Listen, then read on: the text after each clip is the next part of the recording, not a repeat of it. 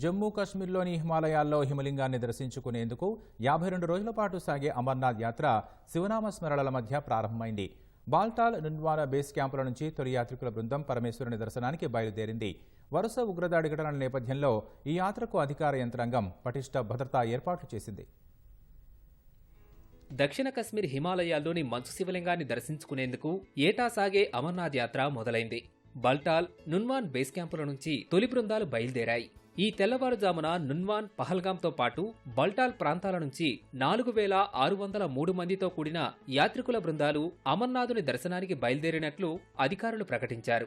శుక్రవారం జమ్మూలోని Bhagwatinagar యాత్రినివాస్ base camp నుంచి వారు కశ్మీర్ చేరుకున్నారు. యాత్రికుల బృందానికి స్థానికులు ఘన స్వాగతం పలికారు. అమర్నాథ్ యాత్ర ప్రారంభమైన వేళ ప్రధాని మోదీ యాత్రికులకు శుభాకాంక్షలు తెలిపారు. యాత్రికుల కోసం అధికార యంత్రాంగం విస్తృత ఏర్పాట్లు చేసింది.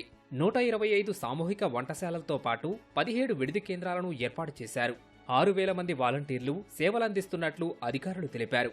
అమర్నాథ్ యాత్ర కోసం ఇప్పటి వరకు 3.5 లక్షల మంది రిజిస్ట్రేషన్ చేసుకున్నారని, ఆ సంఖ్య పెరిగే అవకాశం ఉందని అధికారులు వెల్లడించారు.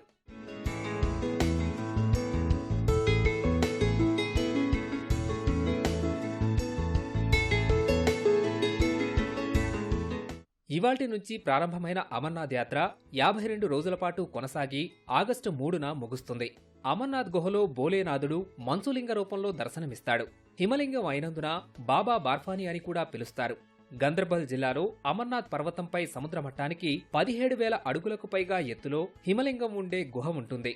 ఇది వేసవిలో మినహా ఏడాదంతా మంచుతో కప్పి ఉంటుంది. గుహపై నుంచి నీటి బిందువులు పడి హిమలింగం ఏర్పడుతుంది. ఈ గుహ సముద్ర మట్టానికి దాదాపు 4000 మీటర్ల ఎత్తులో ఉండటంతో భక్తులు కాలినడక లేదా గుర్రాలు లేదా డోలీ ద్వారా మాత్రమే చేరుకునేందుకు అవకాశం ఉంటుంది. అమర్నాథ్ క్షేత్రానికి చేరుకోవడానికి 2 మార్గాలున్నాయి. అందులో ఒకటి నున్వాన్, పహల్గాం మార్గం. 48 కిలోమీటర్లు ఉండే ఈ మార్గం ద్వారా అమర్నాథ్ గుహ చేరుకోవడానికి 5 రోజులు పడుతుంది. రెండోది గందర్బల్ జిల్లాలోని బాల్తాల్. ఈ మార్గం ద్వారా అమర్నాథ్ గుహ చేరుకోవడానికి 2 రోజులు పడుతుంది. 13 ఏళ్లలోపు పిల్లలు, గర్భిణులు, 75 ఏళ్లు పైబడిన వారిని బాల్టాల్ మార్గంలో అనుమతించరు. మరోవైపు వరుస ఉగ్రదాడి ఘటనల నేపథ్యంలో అమర్నాథ్ యాత్రకు అధికారులు విస్తృతమైన భద్రతా ఏర్పాట్లు చేశారు. యాత్ర సాగే జమ్మూ, శ్రీనగర్ జాతీయ రహదారి వెంట సిఆర్పీఎఫ్ పటిష్టమైన భద్రతా ఏర్పాట్లు చేసింది.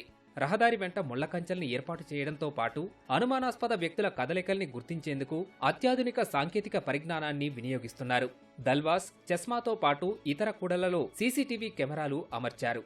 వాహనాల రాకపోకలను పోలీసులు నిరంతరం పర్యవేక్షించనున్నారు.